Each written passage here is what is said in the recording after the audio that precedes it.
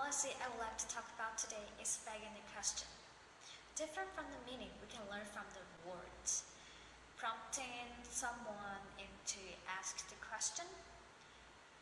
Begging the question is actually a fallacy in which conclusion is assumed in one of the premise. It means that conclusion and the premise express the same meaning. It's like X is true, and the evidence of it is X. To get to the conclusion of something, we need some supportive evidence to back up for it. However, in this fallacy, the evidence sometimes will be the premise itself. For instance, there is a very famous cigarette commercial maybe 50 years ago, and in this commercial, there's an actress holding a cigarette, say that Lucky, which is the brand of this cigarette, tastes better since it is made to taste better. The premise of this commercial is Lucky is made better to taste better, and the conclusion is that Lucky tastes better. We can know that the conclusion and the premise shares the same idea without offering other evidence. And there's another similar example of this. Everyone wants to buy this doll since it is the hottest toy of this season. The premise, it is the hottest toy of this season, shares the same idea with the conclusion. Everyone wants to buy this doll.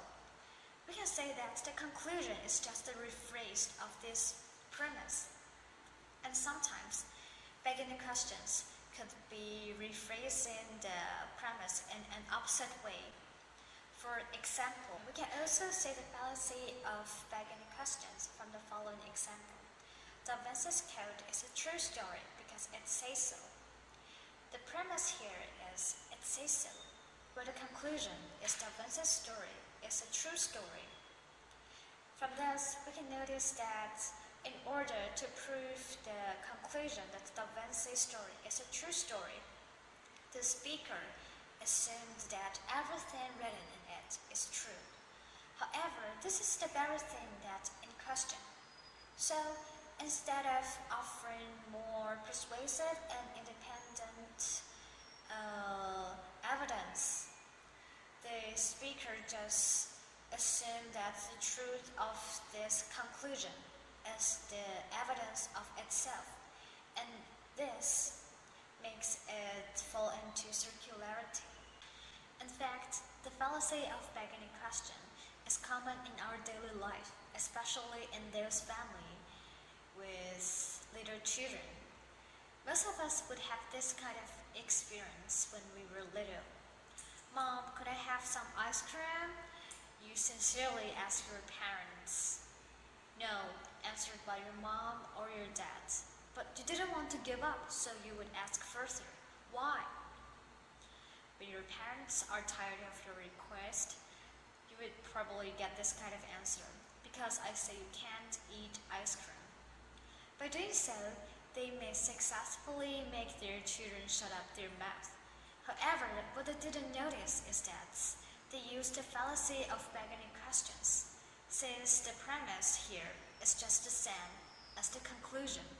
In fallacy of begging questions, argument's premise usually assumed the truth of the conclusion instead of supporting it.